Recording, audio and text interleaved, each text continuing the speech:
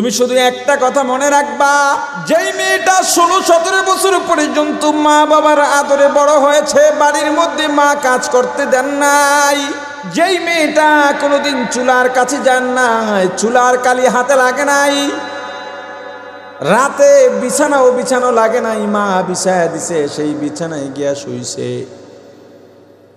যেই মেয়েটা ফজরে উঠে নাস্তা নিজেই তৈয়ার সামনে পাইয়া গেছে, ওই মেয়েটাকে তুমি রশি দিয়াও বেঁধে আনো নাই, বন্দুক ধরে পিস্তল ধরেও আনো নাই,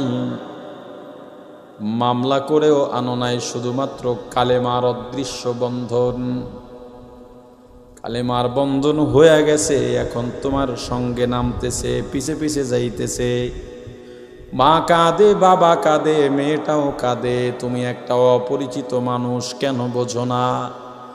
কেন তোমার পেছনে রওনা দিল, তোমার বাড়িতে চলে গেল, 1 সপ্তাহ হয় নাই, তোমার শ্বশুর যদি দুর্ব্যবহার করে, মেয়েটা বাবার সঙ্গেই রাগ হয়ে যায়, আমার জামাইরে কিছু বললে আমি তোমাদের বাড়িতে আর কোনোদিন আসবো না, মাত্র 1 সপ্তাহের পরিচয়, অপরিচিত একটা পরিবেশের মধ্যে তোমার বাড়ি, না চেনে তোমার মাকে, না চেনে তোমার বোনকে, যেই মেয়েটা বাড়ির মধ্যে কখনো চুলার কাছে যায় নাই, তোমার বাড়ি গিয়া সব সময় চুলার পিঠে থাকে, যেই মেয়েটা বাড়িতে সবার আগে ঘুমাইতো, ওই মেয়েটা তোমার বাড়ি এসে সবার বিছানা বিছায়া সবার শেষে ঘুমায়, যেই মেয়েটা বাড়িতে সবার শেষে ঘুম থেকে জেগে নাস্তা নিয়ে বসতো, ওই মেয়েটা তোমার বাড়ি এসে সবার আগে উঠে সবার জন্যে নাস্তা বানায়, কেন জানো?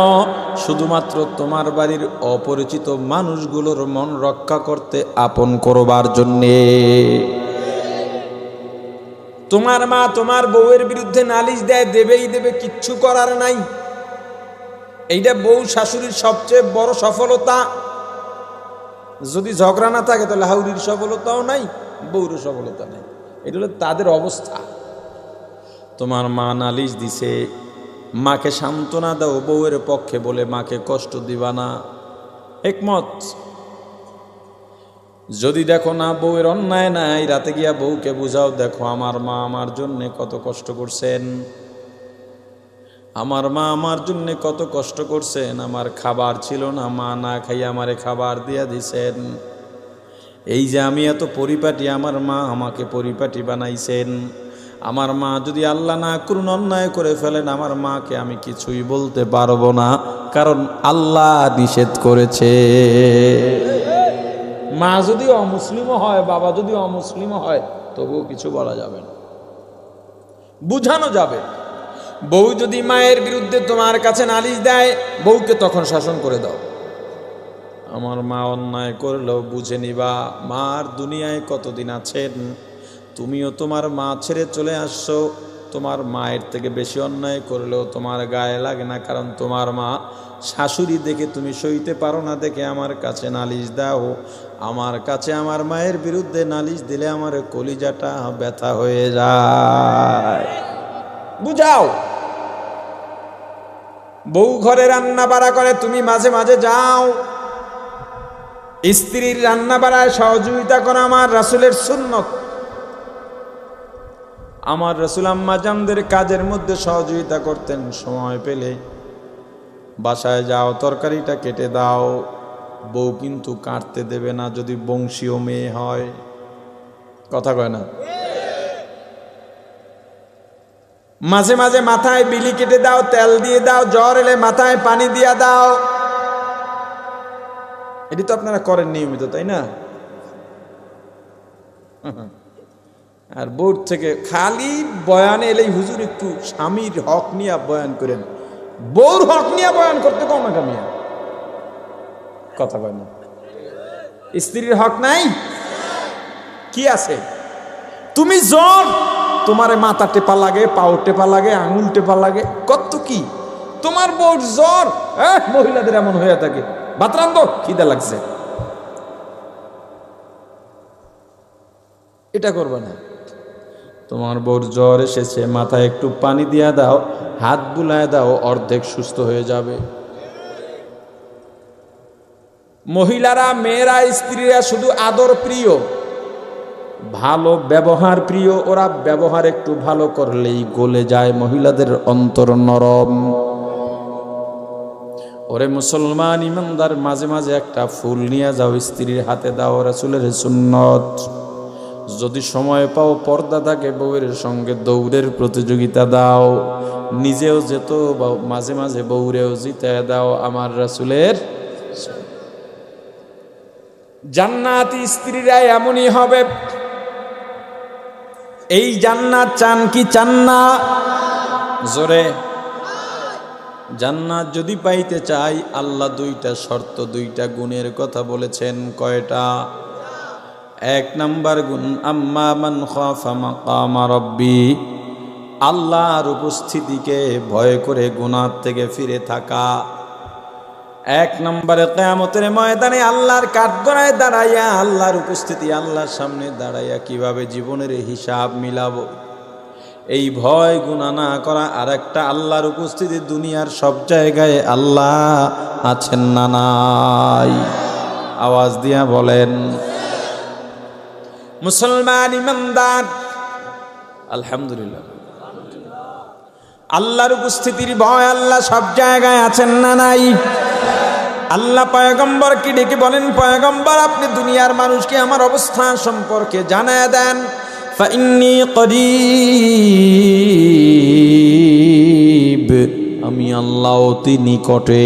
আল্লাহ কাছে না দূরে? জোরে বলেন, কাছে না দূরে? আল্লাহ কতটা কাছে? নাহনু আকরাবু ইলাইহি মিন হাবলিল ওয়ারিদ। বান্দা, তোমার ঘরের শারক যেখানে, তার চাইতেও আমি আল্লাহ তোমার নিকটে। আনা মাআকুম ওয়া হুয়া মাআকুম আইনামা কুনতুম। বান্দা, তুমি যেখানেই যাও আল্লাহ তোমার সঙ্গে আছেন। তুমি যদি একজন হও, একজন মনে করবা না, আল্লাহকে নিয়ে দুইজন মনে করবা। যদি দুইজন হও, দুইজন মনে করবা না, আল্লাহকে নিয়ে তিনজন মনে করবা। যতজন হইবা, আল্লাহ একজন বেশি আছেন। ফাআইনামা তুওয়াল্লু ফাতাম্মা ওয়াজহুল্লাহ। বান্দা যেদিকেই ঘাড় ফিরাইবা, চেহারা ঘুরাইবা, সব দিকেই আল্লাহ আছেন। এই আল্লাহর উপস্থিতির ভয়। চোর চুরি করার জন্য গেছে, অন্ধকার রাত, কেউ দেখে না, কেউ দেখে না, কেউ জানে না। চুরির মালও সামনে আছে, চুরি করে নিয়ে বিক্রি করবে, টাকা হজম করে ফেলবে। চুরির অপবাদও গায়ে পড়বে না, চোরও হবে না। এরপরও চোর চুরি করার আগে আগে চিন্তা করছে, না না, দুনিয়ার কেউ না দেখলেও কে দেখেন। চোর এই চিন্তা করে, চুরি থেকে যদি ফিরে আসে, আল্লাহ ঘোষণা দিয়া দিছেন, ওরে চোর, এতক্ষণ ছিলি চোর, ফিরিস্তার অপেক্ষায় ছিল চুরির গুনাহ লেখার জন্যে, চোরের খাতায় নাম লিপিবদ্ধ করার জন্যে। কিন্তু যখনই তুই আমি আল্লাহর উপস্থিতির ভয় পাইয়া অন্তরে তাকওয়া সৃষ্টি হয়ে গেছে, তাকওয়া দিয়া তুই যখন চুরির থেকে ফিরে গেলি রে বান্দা, একটু আগে ছিলি চোর, আমি আল্লাহর উপস্থিতির ভয় পাইয়া চুরি না করার কারণে হয়ে গেলি মুত্তাকি। আমি আল্লাহ ঘোষণা দিয়া দিলাম, ফাইনাল জান্নাতা হিয়াল মাওয়া। মুসলমান ইমানদার, আমিরুল মুমিনিন, খলিফাতুল মুসলিমিন, অর্ধজাহানের শাসক, ইসলামের দ্বিতীয় খলিফা, ফারুক আজম হযরত ওমর ফারুক রাদিয়াল্লাহু তাআলা আনহু একদিন রাতে বের হলেন, এই চিন্তা করে, আমিও মানুষ, আমার ভুল হতে পারে। কত বড় মানুষ, দুনিয়াতে জান্নাতের খবর পেয়ে গেছে। ওমর, তুমি জান্নাতি মানুষ, দুনিয়াতেই ঘোষণা হয়ে গেছে তুমি জান্নাতি মানুষ। এরপরও মনের মধ্যে একটা চিন্তা, আমার রাষ্ট্র পরিচালনায় ভুল হতে পারে, আমি যেহেতু আমিরুল মুমিনিন, আমার ভুলের মধ্যে কেউ হাত ঢুকাবে না, আমার কথায় ভুল হলে, কাজে ভুল হলে আমার সামনে দাঁড়ায় কেউ বলার সাহস করবে না, কারণ হয়তো ভাববে আমি আমিরুল মুজাহিদিন, আমিরুল মুমিনিন, আমার কাছে বললে আমি রাগ হয়ে যাব, সাহসেরও ব্যাপার আছে। এজন্য আমার সামনে আসবে না, কিন্তু আসলে যে আমার ভুল যদি থাকে আমি ধরবো কেমনে? আমি একটু সফর করব, রাতে মানুষের বাড়ির পাশে পাশে যাব, ঘরের পাশ দিয়া যাব, আমি দেখব তারা কি বলে, আমাকে নিয়ে আলোচনা করে কিনা। আপনি বলবেন হুজুর মানুষের বাড়িতে আড়ি পাতা তো জায়েজ নাই। একজন কথা বলতেছে একজন মানুষের সঙ্গে, তার পাশে গিয়ে কান পাতা জায়েজ? বলেন। কারো গোপন কথা শোনা জায়েজ? কি বলছিল কস না, আরে কেদের কমু না। এরকম কাউকে প্রলুব্ধ করে কারো গোপন কথা শুনতে চাইবেন? মোবাইলে কথা বলতেছি না জিজ্ঞেস করে রেকর্ড করে বিপদে ফালানোর জন্য সওয়াবের কাজ, কথা বলে না, এগুলো করবেন না। অমুকের মোবাইলটার পাসওয়ার্ডটা যদি পাইতাম, দেখতাম মোবাইলের মধ্যে কার কার ছবি আছে, বউর ছবি তো আছে, কেমন দেখায় বউটার একটু দেখতাম, জায়েজ আছে? এগুলো করবেন না। তাহলে হযরত ওমর কেন গিয়ে মানুষের বাড়িতে আড়ি পাতবেন? বোঝার ভুল। হযরত ওমর চিন্তা করেছেন, যদি আলোচনার মধ্যে ওমর শব্দ শুনতে পাই দাঁড়াবো, যদি দেখি প্রশংসা করে তবেও দাঁড়াবো না, অন্য আলোচনা হলেও শুনবো না, যদি দেখি সমালোচনা করে তবেই দাঁড়াবো। এই ঘরের পাশাপাশি যাইতেছেন না, সবাই আলোচনা উঠলে ওই প্রশংসাই করতেছে। ফজরের আগে আগে হুজুর চলে যাবেন, একটা ছোট্ট ঝুপড়ি ঘরের মধ্যে মা মেয়ের কথার আওয়াজ শুনলেন, ওমর শব্দ শোনা গেছে, দাঁড়িয়ে গেলেন। আমার নাম নিল, আল্লাহর গোলাম। মা মেয়েকে জিজ্ঞেস করতেছে, হে আমার কন্যা, তুমি ছাগলের দুধ দহন করছনি? বলে মা করেছি। তবে আজকে দুধের পরিমাণ কম হয়েছে। মা বলে তাহলে তো সমস্যা, কারণ কাস্টমার তো একজন হাতছাড়া হয়ে যাবে। 5 জনারে দুধ দিতাম, 4 জনারে দিতে পারবো, একজন তো অন্য জায়গার থেকে দুধ নেবে, আমাদের কাস্টমার কমে যাবে। তবুও টেনশন নাই, আজকে একটু দুধের মধ্যে পানি মেরে দাও। কে বলল? হ্যাঁ, আমাদের এই রায়পুরা অঞ্চলের দুধে কেউ পানি দেয় না। আরে দেয় না, পানিতে দুধ দেয়।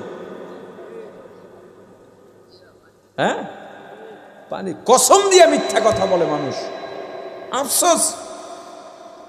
মধু বিক্রি করার জন্য আসছে বালতি ভরা মধু, বলের মধ্যে মধু, ওই মধুর মধ্যে মধু পোকার চাকও আছে, কয়েকটা মৌমাছিও আছে। বাবার কসম খায়, দাদার কসম খায়, বউয়ের কসম খায়, সন্তানের কসম খায়, আল্লাহর কসম খায়, জমিনের কসম খায়, আসমানের কসম খায়, নিজের মাতার কসম খায়, মধু পোকারও কসম খায়। এরপরে বলে এই মধু সরাসরি সুন্দরবন থেকে আমি নিয়ে আসছি, অথচ ওর 14 গোষ্ঠী কোনোদিন সুন্দরবনের লোকেশনই জানে না। এরপর বেশ মানুষের ঠকায়ও না।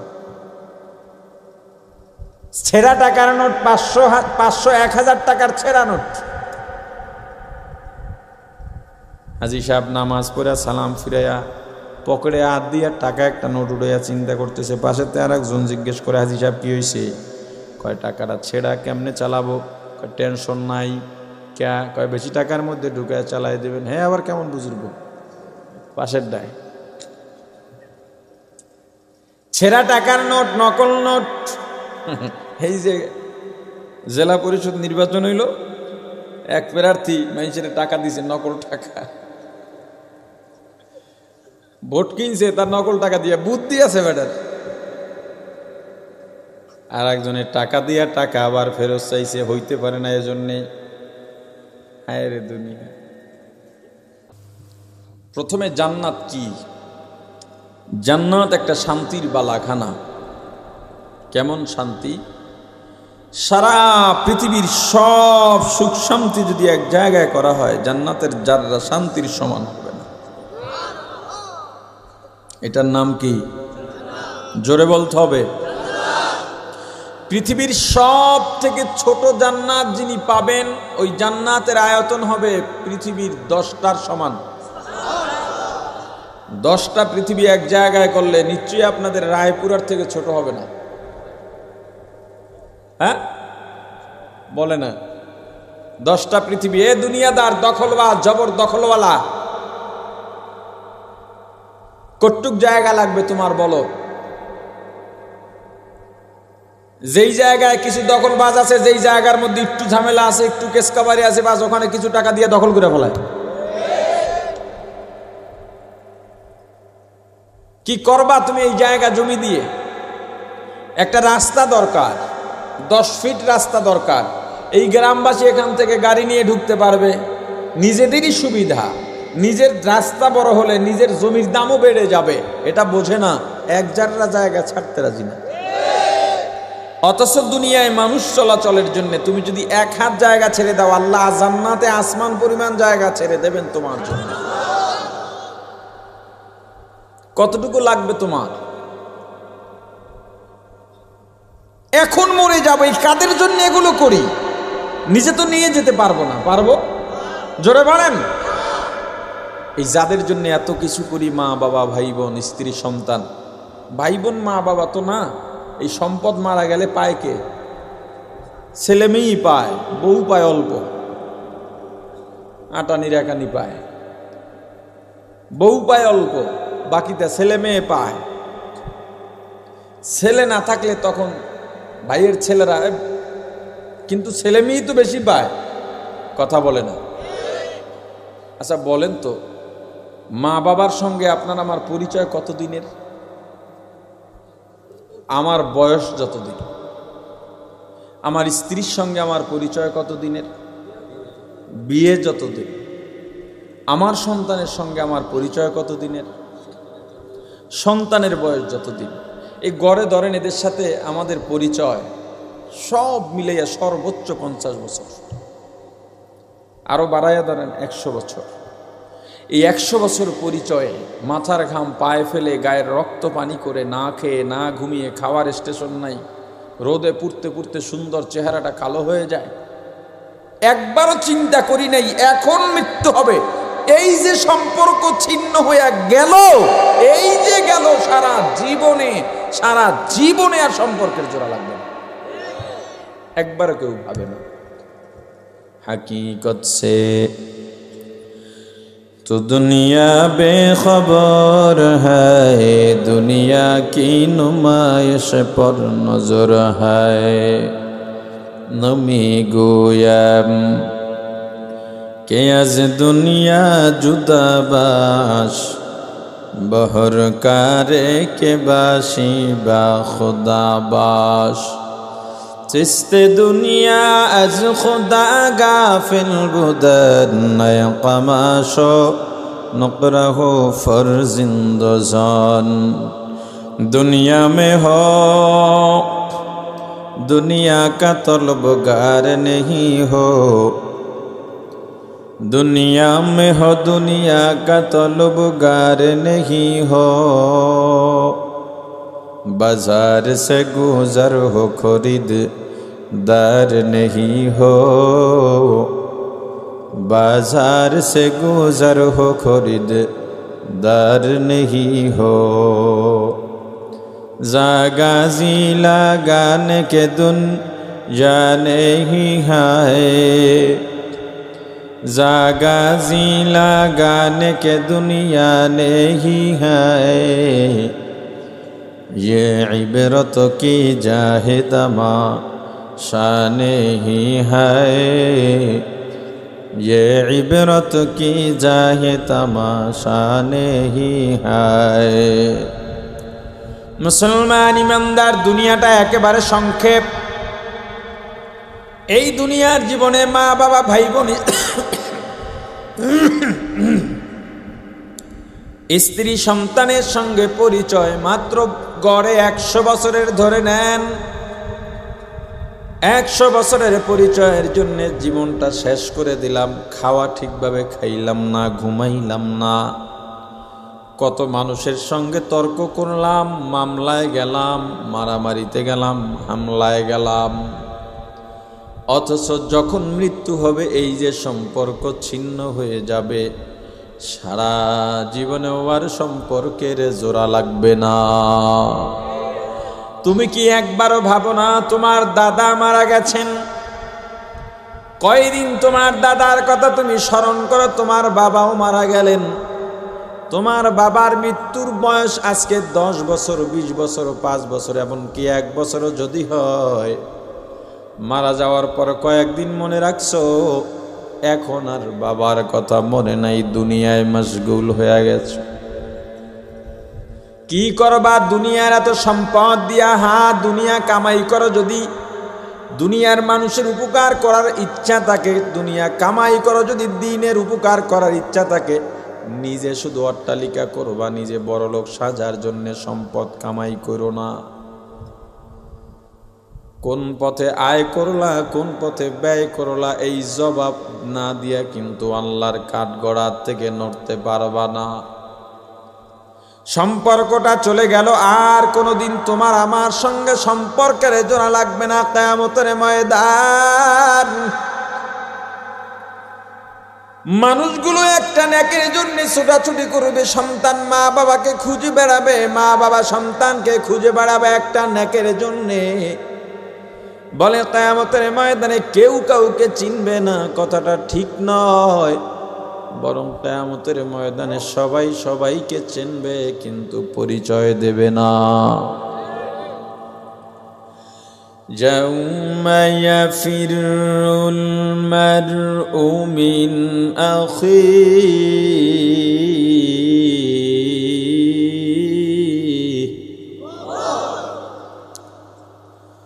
ওয়া উম্মিহি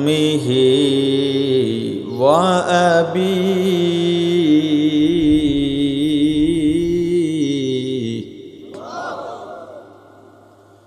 ওয়া সাহিবাতিহি ওয়া বানিহি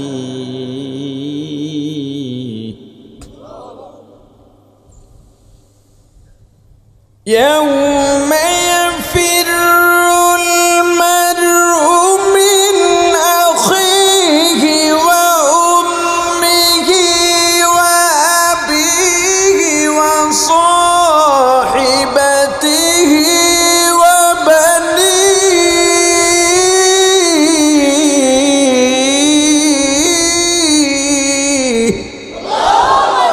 কিয়ামতের ময়দানে মা সন্তানকে দেখবে, ইয়া ফিররু, ভাগবে, পালাবে। সন্তান মাকে দেখবে, বাবা সন্তানকে, সন্তান বাবাকে, ভাই ভাইকে, ভাই বোনকে, বোন ভাইকে, স্ত্রী স্বামীকে, স্বামী স্ত্রীকে দেখার আগে পালাবে।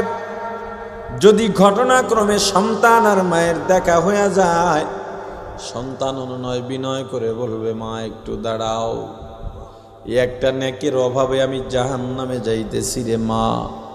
ও মা, আমি তো তোমার বড় দরদের সন্তান ছিলাম, আদরের সন্তান ছিলাম, নিজে না খাইয়া আমারে খাওয়াইছো। আমি যদি অসুস্থ হইতাম, ঘুমাইতা না, সেবা করতা।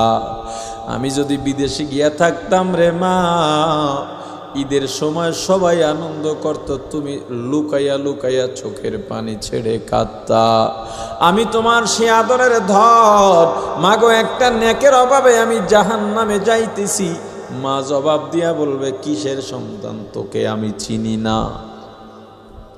সন্তান জবাব দিয়া বলবে, মা কেমনে চিনো না, আমার বাবা অমুক, রাত 3টা পর্যন্ত বাবার জন্য অপেক্ষা করতা, খাবার একসঙ্গে খাইবা বলে।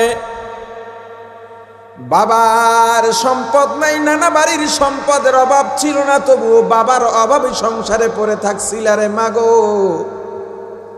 আমাকে ভাবে ভুলে গেলা কেমনে?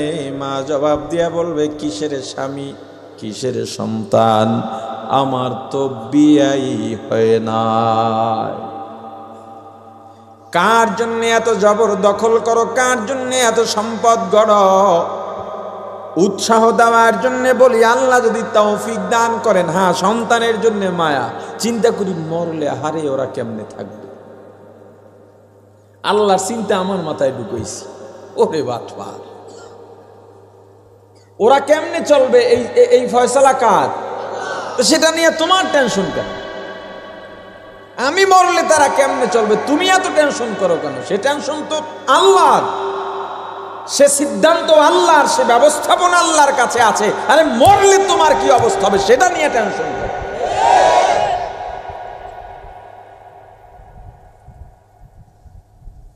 আল্লাহ রাসূল সাল্লাল্লাহু আলাইহি ওয়াসাল্লাম বলেছেন, তোমার অধীনস্থ যারা থাকবে তাদের জন্য এতটুকু সম্পদ রেখে যাও। ইকরামের জবানে আল্লাহর কথা শুনে আল্লাহকে বিশ্বাস করেছি, আল্লাহর উপর ঈমান এনেছি, এমন একটা জায়গায় চলে গেলাম কেউ দেখবে না, গুনাহ চাইলেই করতে পারি, আমি তো বড় দরবেশ, সবাই জানে আমি ভালো মানুষ, কিন্তু আমি গোপনে অন্যায় করতে পারতাম, এরপরও আমি গোপনে অন্যায় করি নাই আল্লাহর ভয়। সেই ফলশ্রুতিতে আল্লাহ আমাকে জান্নাত দিয়েছেন। ওলামা ইকরামের জবানে শুনেছি জান্নাতে নাকি ফল পাওয়া যায়। ফেরেশতা বলে, যায় তো, কই তো ফল কই? এর মধ্যে সামনে একটা ফল গাছ হাজির হয়ে যাবে, থোকায় থোকায় আঙুর ঝুলবে, থোকায় থোকায় রামবুটান ঝুলবে, থোকায় থোকায় আপেল কমলা ঝুলতে থাকবে। কত লাগবে তোমার? ফেরেশতা বলবে, ছিড়া পায়রা তুমি খাইবেন না, পায়রা খাইবেন না খাওয়াই তুমি? দুর্নই তো অনেক কষ্ট করছি, খাওয়াই দে। সাথে সাথে গাছ নুয়ে পড়বে মুখের সামনে, হা করবে, মুখের মধ্যে ফল চলে যাবে। এত মজা, এত মজা, এত মজা, পৃথিবীতে এমন স্বাদ, এমন ঘ্রাণ কোনোদিন অনুভব করতে পারে নাই, কল্পনাও করা সম্ভব নয়। মজা পাইয়া লোভ বেড়ে যাবে, মজা পাইয়া কথা বলে না। দুনিয়াতেও তো মজা পাইলে লোভ বাড়ে। এক বাড়িতে আপনাকে দাওয়াত দিছে, অথবা আপনার বাড়িতেই 5 পদের তরকারি রান্না হলো, আপনি খানা খাইতে বসছেন, 5 পদের তরকারির থেকে অল্প অল্প নিলেন, একটা একটু বেশি মজা লাগছে, বউরে কি কন, ওইটার থেকে আর 1 চামচ দাও। কিরে কথা কয় না? ভাই আমাদের এলাকায় আসছেন, চলেন অমুক দোকানে যাবে, একটা মিষ্টি খাবেন, কয় না আমার ডায়াবেটিস, আর চলেন না। জোর করে একটা খাওয়ানোর পর ভাই আর একটা দাও, আছে না নাই? মজা পাইলে লোভ বেড়ে যায়, জান্নাতীর লোভ বাড়বে। ফেরেশতারে বলবে, ফেরেশতা এত মজা, এর চাইতে আরো মজা কি আছে? বলে আছে, তাই এই ফল দাও, এইটাই খাও। বলে এটা তো মাত্র খাইলাম, আবার খাও। একই ফল আবার মুখে দেবে, এটার স্বাদও ভিন্ন, ঘ্রাণও ভিন্ন, কিন্তু মজা আগেরটার থেকে বেশি। এইভাবে একই ফলের মধ্যে কমপক্ষে 40 রকমের স্বাদ আর ঘ্রাণ পাওয়া যাবে, মজা একটার থেকে আর একটার আরো বেশি। কি এই জান্নাত চাননি? আরে কেমনে মানুষের জায়গা দখল কইরা, হ্যাঁ? তাহাজ্জুদ পড়ছে, ফজরের নামাজ পড়ার পরে তেলাওয়াত করছে, জিকির করছে, ইশরাক কইরা নামছে খেতে কাজ করার জন্য। এই জমিওয়ালা, এই জমির মালিক বিদেশে থাকে, বাড়িতে ছোট ছোট বাচ্চা আছে আর মা আছে, বাচ্চার মা বিদেশের বউ, ওরা তো খেতে খামারে আসে না, অতটা বুঝবেও না। নিজের আইল ঠেলতে গিয়া 1 হাত ওদিকে দিয়া নিজের মধ্যে 1 হাত বাড়াইয়া লয়, এমন বুজুর্গ আপনাদের নরসিংদী রায়পুরায় আছে না নাই? বুজুর্গ না বুজুর্গ? আইল ঠেলা বুজুর্গ। দোকানের মধ্যে রুটি বিক্রি করে, শীতের দিন সকালে গেলেন, নামাজ পড়ে একটু হাঁটাও দরকার, শরীর ভালো থাকে, যাই গরম গরম রং চা দিয়া একটা রুটি খাই। এই বেটা রুটি কবের? কয় ওই যে সাইকেলওয়ালা যাইতেছে, হুদা মাত্র দিয়া গেছে। রুটি হাতে নিচে দেখে রুটি শক্ত। কিরে বেটা নগদ রুটি দিয়া গেলে শক্ত কি লেগা? দুরুমিয়া কোন দেশে বাস করেন? শীতের দিন মানুষই শক্ত হয়ে যায়, তারপরে রুটি। এই রুটি 5 দিন আগের, 3 দিন আগের। কেমন দেশে আমরা বসবাস করি! আহা, কেমন দেশে বসবাস করি, যেই দেশে শিশুদের খাদ্যে ভেজাল দেয়, যেই দেশে যেই ওষুধ খাই আমরা শেফা অর্জন করি, সেই ওষুধে যারা ভেজাল দেয় ওই দেশের মানুষ কতটা নিচু মনের মানুষ। অথচ এই দেশে আলেমও বেশি, পীরও বেশি, গুতাগুতিও বেশি। এই যে রাস্তা, আপনি রায়পুর ওই যে মূল স্ট্যান্ডে যাবেন বিশ্ব রোডে, রাস্তার এপার থেকে ওপার যাবেন, আপনি দাঁড়ায় রইছেন, বাচ্চা নিয়া, শিশু নিয়া, মহিলা নিয়া, আপনাকে জায়গা দেবে না, কোনো গাড়ি থামাবে না। ওই ফাঁক ফোকর দিকে দৌড় দিতে হবে, একটা গাড়ি তলে পড়বে আর একজন ওপার যাবে। কারণ এই দেশে মানুষের দাম নাই। রিক্সাওয়ালা রিক্সা চালায় যাইতেছে, জায়গা নাই, দেখতেছে আমি এলে ওর রিক্সা যাবে না, এরপর ওর ঢুকাই দিতেছে, ওর ওই যে চাক্কার যে সামনের নাট, এতে ভাই যে একজনের পায়ের ছাল যাইতেছে, সাদা পাঞ্জাবিতে মোবিল লাগতেছে, ওই যে তেল কালো লাগতেছে, ওর এতে কিছু আসে যায় না। কারণ এই দেশে মানুষের দাম নাই। রিক্সার চাক্কা পায়ের উপর দেওয়া যায়। আপনাদের এই অঞ্চল থেকে প্রবাসী আছে না, ওদের কাছে জিজ্ঞেস করবে। আর দেশের বাইরে, দেশে বইয়া নিজেদের বদনাম করলে সমস্যা নাই, কিন্তু দেশের বাইরে যখন যাই তখন তো জোর করে আমার দেশে বড় বানাই। আমার দেশে কি আমি বিদেশে গিয়ে ছোট বানামো? কথা কয় না। দেখছে ওই জায়গায় একটা লোক দাঁড়ানো, সে রাস্তা পার হবে, এখানে দাঁড়িয়ে যায় গাড়ি, ভাই তুমি আগে যাও, কারণ ওখানে মানুষের দাম বেশি। খাবারে একটু ডেট ফেল হয়েছে, এ বলবে ভাই আমার এটা দাও খাবারটা, দোকানদার দেবে না আপনাকে, না এটা দেওয়া যাবে না, তুই না খাইয়া মর, তবুও ভালো, তুই ভেজাল খাইয়া মরিস না, এটা ডেট নাই। কারণ ওখানে মানুষের দাম বেশি। এই দেশের কোন খাবার, এই যে জুস খান, ম্যাঙ্গো জুস, এত বড় একটা বোতল 30, 40, 50 টাকা ম্যাঙ্গো জুস। এমনি আমের কেজি কত এই জন্য? কয়টা আম সিলাইয়া এরপর এইটার মধ্যে ইয়া করতে হয় জানেন? এটা 40 টাকা বেচে কেমনি? যদি অরিজিনাল আমের রস দিয়েই বানাইতে হয় 200 টাকা বেচা লাগে এমন একটা বোতল। এইটারে বেচে 30-40 টাকা ডক ডক করে খাইতেছেন। হ্যাঁ, টিভির অ্যাড দেখে খায়, কাঁচা আম ধুম করে পড়ে। এই যে মাঝে মাঝে দেখা যায় না, আমরা ওই যে এখন তো বাধ্য হইয়া কিছু কিছু দেখতে হয়, ফেসবুকে কোনো ভিডিও জরুরি দেখতে গেলেও মাঝখানে অ্যাড আইয়ে পড়ে।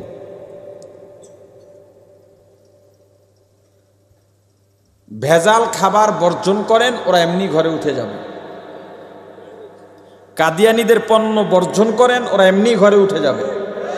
অনেকে ফতুয়া দেয় আমরা না খাইলে কি, কত মানুষ খাইবো, বিদেশে খাইবার, ওরা খায় খাক, আল্লাহ দেখুক তুই কার পক্ষে আছিস। ইব্রাহিম খলিলুল্লাহ আগুনে ফালাইছে নমরুদ, ব্যাঙ এসে প্রসাব করে দিছে। ব্যাঙের প্রসাবে কি হইব? নমরুদ হাসে, তুই যে বোকা, তোর প্রসাবে কি আগুন নিভবে? ব্যাঙ জবাব দিয়ে বলে, না, আমিও জানি আমার প্রসাবে আগুন নিভবে না, কিন্তু আল্লাহ দেখুক আমি ব্যাঙ কার পক্ষে আছি। আরে কি হবে না হবে আমার দেখার দরকার নাই। এই এলাকায় 5 জন মানুষ নির্বাচন করতেছে, একজন নামাজি দিনদার, আরে ওরে আমি ভোট দিলে ও চেয়ারম্যান হবে কিনা, মেম্বার হবে কিনা, পৌরসভা মেয়র হবে কিনা, এমপি হবে কিনা, ওটা আমার দেখার দরকার নাই। আল্লাহ দেখুক আমি কার পক্ষে আছি। বোকা, বোঝে না, বোঝে না। নিজেকে আল্লাহর পক্ষে রাখো। এই দুনিয়ায় নিজের ঈমান টিকানো এখন মুশকিল। নিজের ঈমানটাকে ধরতে হবে। কিসের দলাদলি, কিসের মারামারি মিয়া? যেই দলের জন্য, যেই নেতার জন্য এত পাগল পাড়া হয়ে আছো, ভেজাল লাগলে জেলে গেছো, নেতায় তোমার বাজারের বাসার বাজার করে দেয়। দেখো না এই যুবলীগ ছাত্রলীগ যারা করো, আমার কলিজার ভাইয়েরা, তোমাদের নেতা ইসমাইল সম্রাট টাকা তোমার মতো হাজারটা কিনতে পারে তার টাকা পয়সা দিয়ে। কই জেলে গেছে, কি উপকার করতে পারলা তোমরা? কি করতে পারছো? কয় টাকা দিয়ে উপকার? তার টাকায় তাকে ছাড়া দিতে পারে না। কিসের মায়ায়, কিসের নেশায়? কেন করো এগুলো? বাদ দিয়ে দাও। বিএনপিওয়ালার আবার কয় সময় আমগো আইতেছে, মানে হেরাও রেডি রয়েছে, যদি কোনো মতে আইতে পারে তারা এই একই কাম করবে। আল্লাহকে ভয় করো, আল্লাহকে ভয় করো। জান্নাতীরা জান্নাতি স্ত্রী পাবে, জান্নাতি স্ত্রীরা স্বামী পাবে। আর যদি দুনিয়ার স্বামী স্ত্রী জান্নাতি হয়ে যায়, কিয়ামতের ময়দানে জান্নাতে তারা একসাথে একসঙ্গেই থাকবে। জান্নাতের স্ত্রীরা কেমন হবে? জান্নাতের স্ত্রী তোমার সামনে আঙুল উঁচু করে কথা বলবে না, চোখ রাঙানি দিয়ে কথা বলবে না, মাথা উঁচু করবে না, ধমক দিয়া কথা বলবে না। তুমি যেমনে চাইবা সেমনে তেমনেই চলবে। দুনিয়ার স্ত্রী 10 বছর 20 বছর সংসার করছে, আপনি যত বড় বুজুর্গই হন, একটু দ্বন্দ্ব লাগছে তখনই বইলা ফেলবে এই সংসারে এসে জীবনে কিছু পাইলাম না। ঠিকের আওয়াজটা জোরে কে? হ্যাঁ, আমার জীবনটারে শেষ করে দিছি, অন্য জায়গায় গেলে আরো সুখে থাকতাম, কিন্তু ওই ঘরে গেলেও বক্তব্য এটাই থাকতো।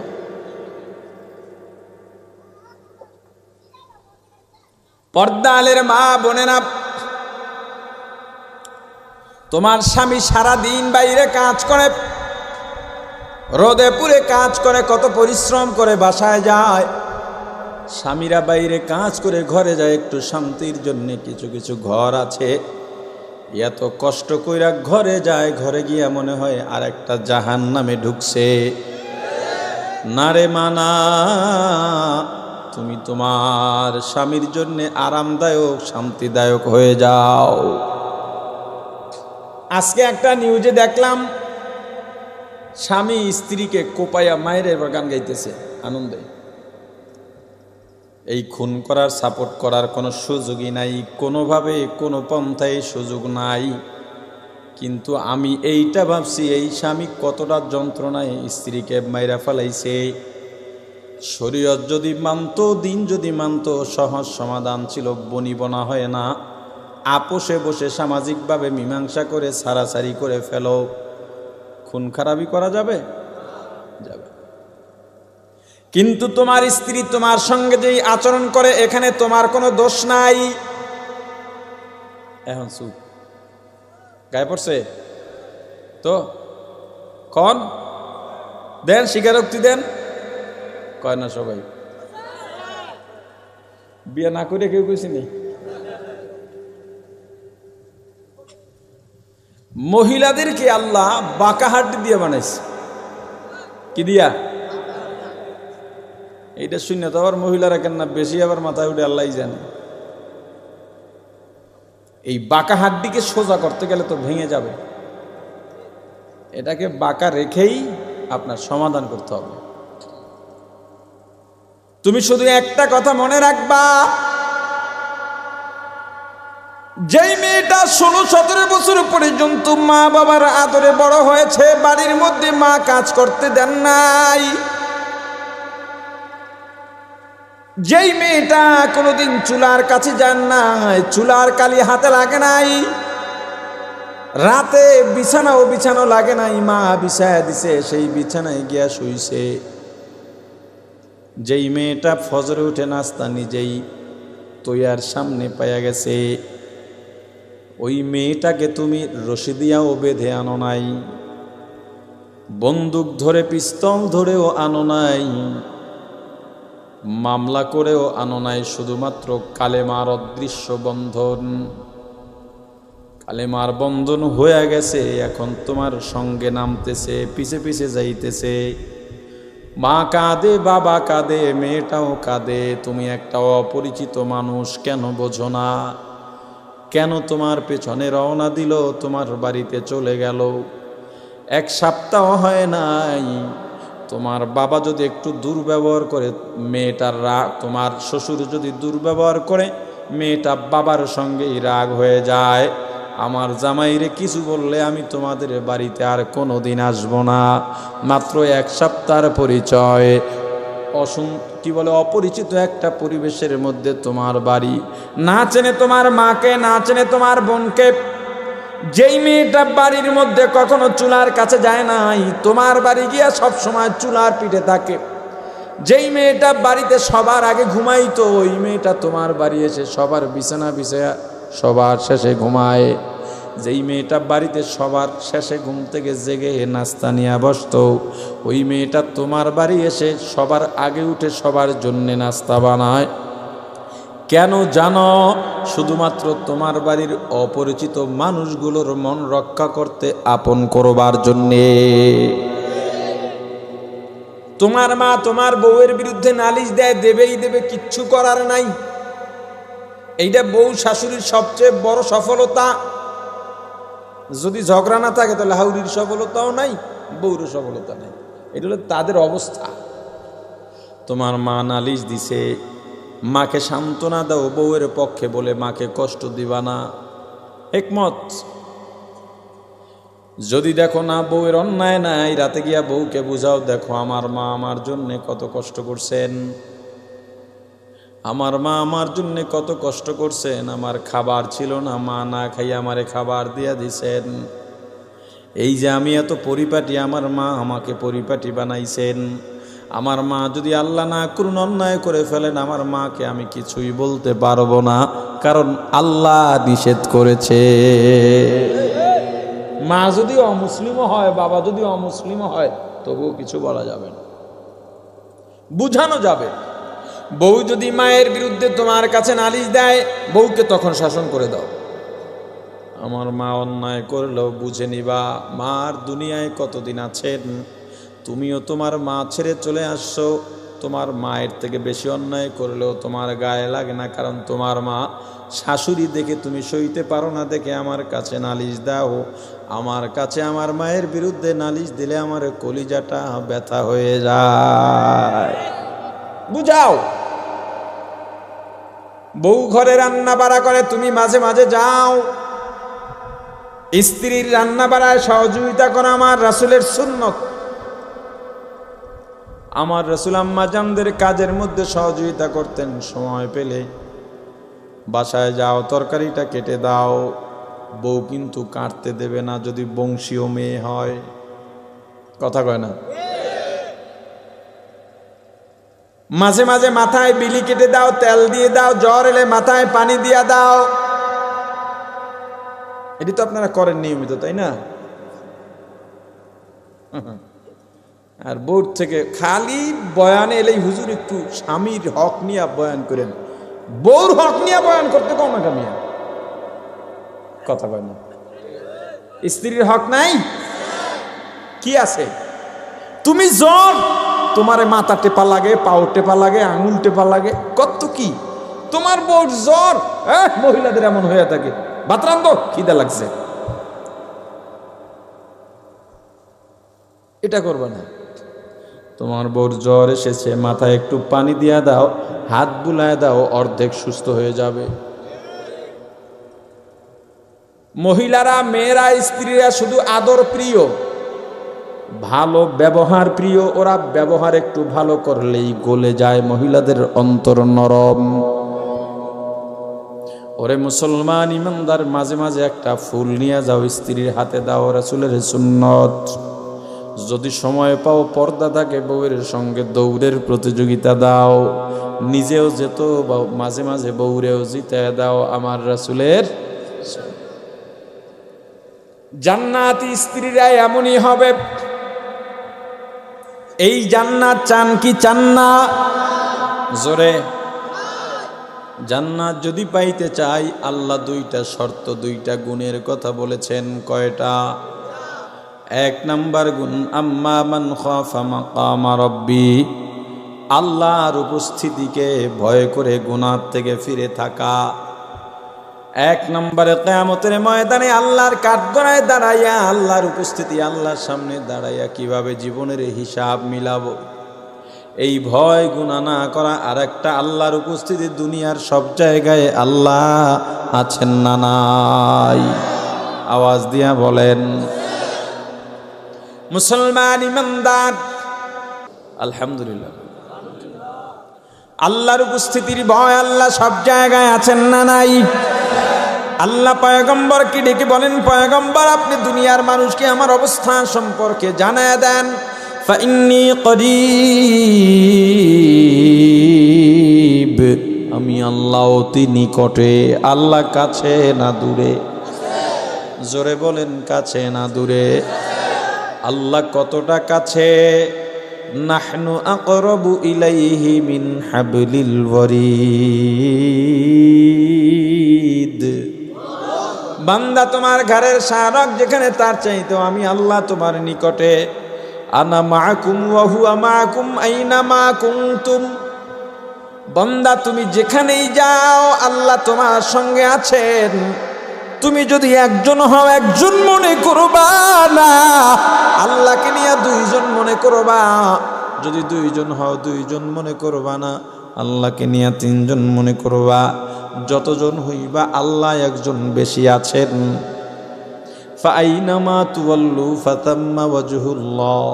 বান্দা যেদিকেই ঘাড় ফিরাইবা, চেহারা ঘুরাইবা, সব দিকেই আল্লাহ আছেন। এই আল্লাহর উপস্থিতির ভয়। চোর চুরি করার জন্য গেছে, অন্ধকার রাত, কেউ দেখে না, কেউ দেখে না, কেউ জানে না। চুরির মালও সামনে আছে, চুরি করে নিয়ে বিক্রি করবে, টাকা হজম করে ফেলবে। চুরির অপবাদও গায়ে পড়বে না, চোরও হবে না। এরপরও চোর চুরি করার আগে আগে চিন্তা করছে, না না, দুনিয়ার কেউ না দেখলেও কে দেখেন। চোর এই চিন্তা করে চুরি থেকে যদি ফিরে আসে, আল্লাহ ঘোষণা দিয়া দিছেন, ওরে চোর, এতক্ষণ ছিলি চোর, ফিরিস্তার অপেক্ষায় ছিল চুরির গুনাহ লেখার জন্যে, চোরের খাতায় নাম লিপিবদ্ধ করার জন্যে। কিন্তু যখনই তুই আমি আল্লাহর উপস্থিতির ভয় পাইয়া অন্তরে তাকওয়া সৃষ্টি হয়ে গেছে, তাকওয়া দিয়া তুই যখন চুরির থেকে ফিরে গেলি রে বান্দা, একটু আগে ছিলি চোর, আমি আল্লাহর উপস্থিতির ভয় পাইয়া চুরি না করার কারণে হয়ে গেলি মুত্তাকি। আমি আল্লাহ ঘোষণা দিয়া দিলাম, ফাইনাল জান্নাতা হিয়াল মাওয়া। মুসলমান ইমানদার, আমিরুল মুমিনিন, খলিফাতুল মুসলিমিন, অর্ধজাহানের শাসক, ইসলামের দ্বিতীয় খলিফা, ফারুক আজম হযরত ওমর ফারুক রাদিয়াল্লাহু তাআলা আনহু একদিন রাতে বের হলেন এই চিন্তা করে, আমিও মানুষ, আমার ভুল হতে পারে। কত বড় মানুষ, দুনিয়াতে জান্নাতের খবর পেয়ে গেছে। ওমর, তুমি জান্নাতি মানুষ, দুনিয়াতেই ঘোষণা হয়ে গেছে তুমি জান্নাতি মানুষ। এরপরও মনের মধ্যে একটা চিন্তা, আমার রাষ্ট্র পরিচালনায় ভুল হতে পারে। আমি যেহেতু আমিরুল মুমিনিন, আমার ভুলের মধ্যে কেউ হাত ঢুকাবে না। আমার কথায় ভুল হলে, কাজে ভুল হলে আমার সামনে দাঁড়ায় কেউ বলার সাহস করবে না। কারণ হয়তো ভাববে আমি আমিরুল মুজাহিদিন, আমিরুল মুমিনিন, আমার কাছে বললে আমি রাগ হয়ে যাব, সাহসেরও ব্যাপার আছে। এজন্য আমার সামনে আসবে না। কিন্তু আসলে যে আমার ভুল যদি থাকে, আমি ধরবো কেমনে?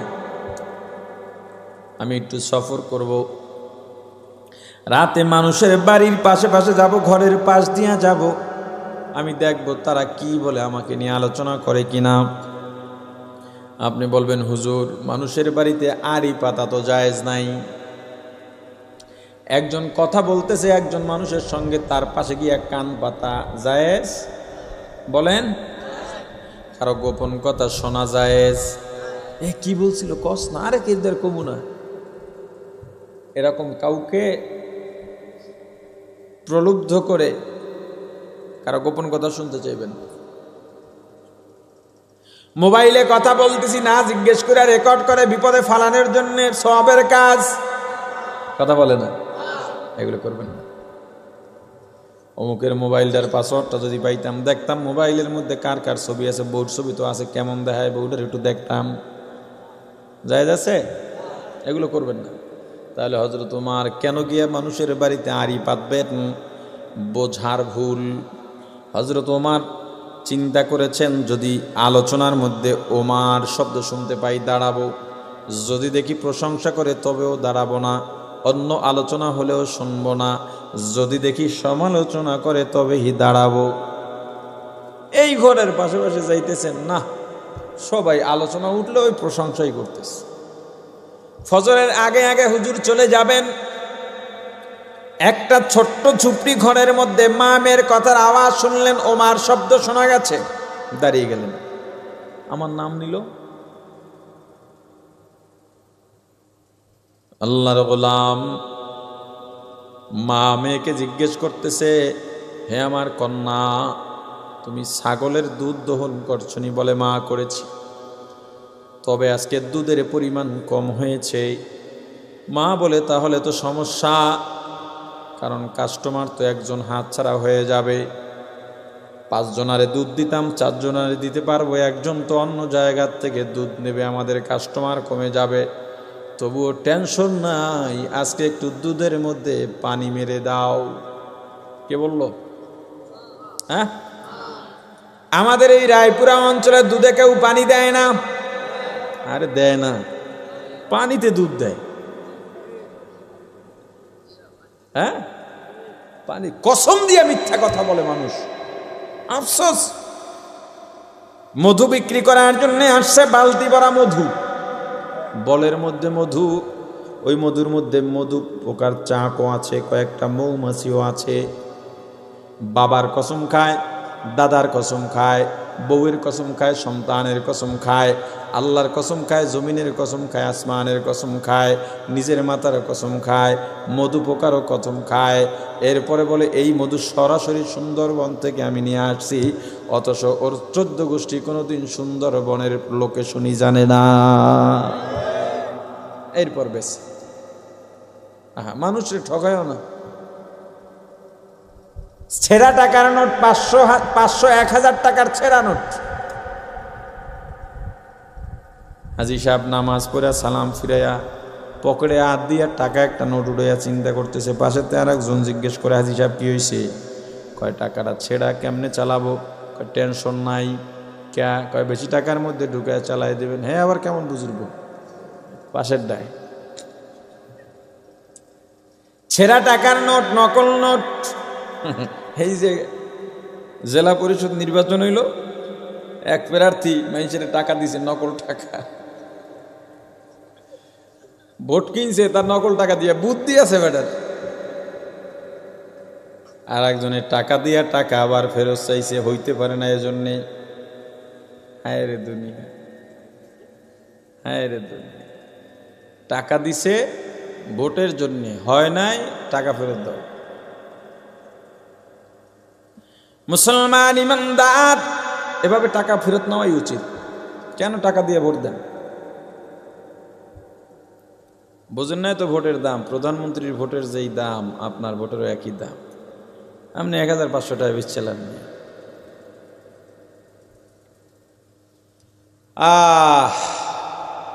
ছেঁড়া টাকার নোট একজন 20,000 টাকা পাবে আপনার কাছে। 19,000 টাকার ভালো নোট দিলেন, একটা ছেঁড়া বা নকল ভিতরে ঢুকায় দিলেন। লোকটা দেখে নাই, আপনি চলে এলেন, মনে করছেন জিতছেন। 20,000 টাকার 19,000 টাকা কেবল ঋণ পরিশোধ হয়েছে, 1,000 টাকা কিয়ামতের ময়দানে দেওয়া লাগবে। একজন আপনার কাছে টাকা পাবে, বেচারা আপনার পেছনে ঘুরতে ঘুরতে ঘুরতে ঘুরতে জুতার তলি ক্ষয় করে ফেলল, কিন্তু টাকাটা পাইল না। আপনি মনে করছেন জিতে গেছে। না না, কিয়ামতের ময়দানে দেওয়া লাগবে। মানুষের হক নষ্ট করবেন না, মানুষকে ঠকাবেন না, এই শপথটা করে যান। ঠকাবেন না। বিদেশে যারা পাঠায় দালালগুলা, আহারে কি কষ্ট যে দেয় এই দেশের যুবকদের। ঘর বাড়ি ভিটা সব বিক্রি করে বা বন্ধক রেখে, বা জমি বন্ধক রেখে, অথবা ঋণ করে বিদেশ যায়, আশা দেখায় এই হবে সেই হবে, এয়ারপোর্টের পর আর খবরই পাওয়া যায় না। আমার একটা প্রিয় ছাত্র আমার মাদ্রাসায় একাধারে 6 বছর পড়ছে, এই কিশোরগঞ্জে বাড়ি, খুব খেদমত করতো ওস্তাদদের, খুব ভালো ছেলে।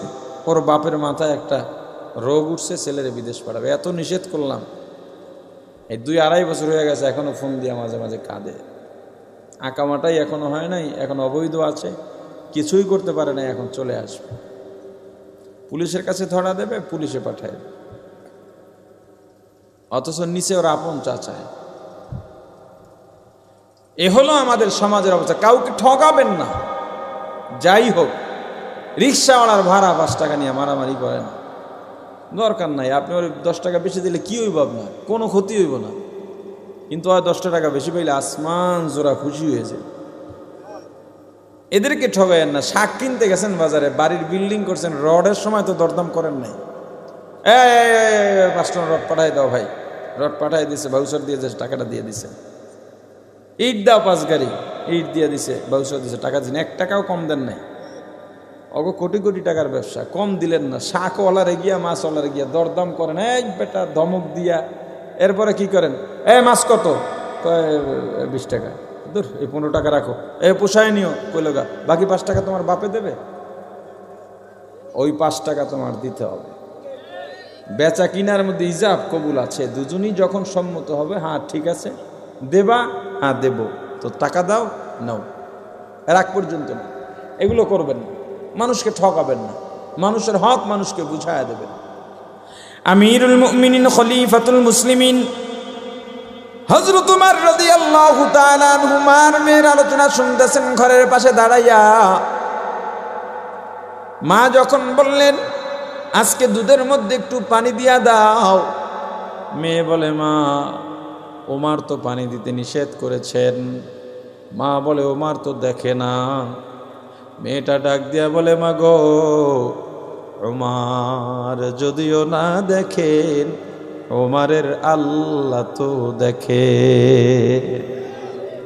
আউলিয়ারা কারে উকবা ইখতিয়ার, জাহেলারা কারে দুনিয়া ইখতিয়ার, আশিকারা মিল্লাত মাযহাব জুদাস্ত, আশিকারা মিল্লাত মাযহাব জুদাস্ত।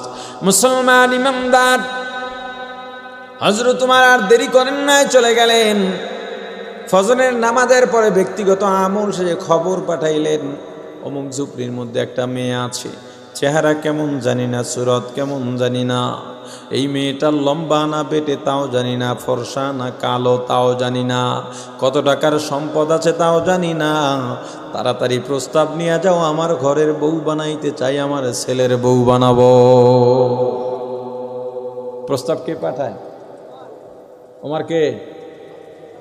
অর্ধেক পৃথিবীর শাসক, প্রেসিডেন্ট। অর্ধেক পৃথিবী কর্তৃক বাংলাদেশের সমান তো হবেই। অর্ধেক পৃথিবীর শাসক প্রস্তাব পাঠাইতেছেন ঝুপড়ির মধ্যে, না আছে ক্ষমতা, না আছে বংশ পরিচয়, না সুন্দর, না কালো, কিচ্ছু জানেন না, শুধুমাত্র দেখছেন তাকওয়া। আরে যাক, আলোচনা লম্বা করা যাবে না, অনেক দূরে যাব, কুয়াকাটা যাব। মুসলমান ইমানদার যুবক, তুমি কেমন মেয়ে বিয়ে করতে চাও? আগে দেখবা দিনদারি আছে কিনা। দিনদারি যদি থাকে, এরপরে যদি সুন্দরী হয় আলহামদুলিল্লাহ। দিনদারি থাকার পরে যদি টাকার মালিক হয় আলহামদুলিল্লাহ। দিনদারি থাকার পরে যদি ক্ষমতাওয়ালাও হয় আলহামদুলিল্লাহ। দিনদারি থাকার পরে যদি এলাকার সম্ভ্রান্তশালী হয় আরো সুম্মা আলহামদুলিল্লাহ। কিন্তু সব আছে, দিনদারি নাই, বাদ দাও। কিচ্ছু নাই, দিনদারি আছে, গ্রহণ কর। মুসলমান ইমানদার হযরত উমর ছেলের জন্য মেয়েকে নিয়ে গেলেন। বিয়ে হয়ে গেল। মেয়েটাকে ডাক দিয়া বলেন, পুত্রবধূ আমার মা, তোমাকে কেন আমার বাড়িতে আনছি জানো? বলে না আব্বা বলেন। শুধু একটা কারণে আনছি, আমি যখন বাইরে যাব তুমি দরজায় দাঁড়াইয়া আমাকে শুনাইয়া শুধু একটা কথা বলবা, ওমর যদিও না দেখেন, ওমরের আল্লাহ তো দেখে। আল্লাহর উপস্থিতির ভয়, আল্লাহর উপস্থিতির ভয় পাইয়া যদি গুনাহ থেকে ফিরতে পারো, আল্লাহ বলেন ফাইনাল জান্নাতা হিয়াল মাওয়া। জান্নাতে যদি যাইতে চাওয়ার একটা গুণ হলো নাহান নাফসা আনিল হাওয়া, মনের খাহেসাতের বিরুদ্ধে কাজ করা, মনের বিরুদ্ধে নয়। অনেকে বলে মনের বিরুদ্ধে কাজ করা না, এই কথাটা পুরাপুরি সহি না। কারণ মন তো নামাজ পড়তেও চায়, নামাজ কি তাহলে বাদ দেব নাকি? মনের খাহেশ আল্লাহ বলেছে না আনিল হাওয়া, এটা গুনার ক্ষেত্রে ব্যবহার হয়, কুপ্রবৃত্তির ক্ষেত্রে ব্যবহার হয়। গুনার চাহিদা যত আছে এগুলোর বিরুদ্ধে কাজ করবা, মন চায় মিথ্যা বলতে বলবা না, মন চায় হারাম খাইতে খাইবা না, মন চায় জুলুম করতে করবা না, মন চায় পরের হক নষ্ট করতে করবা না, এক কথায় মন চায় গুনাহ করতে করবা না। আল্লাহ বলেন ফাইন্নাল জান্নাতা হিয়াল মাওয়া। আল্লাহ আমাদের আমল করার তৌফিক দিয়া দেন।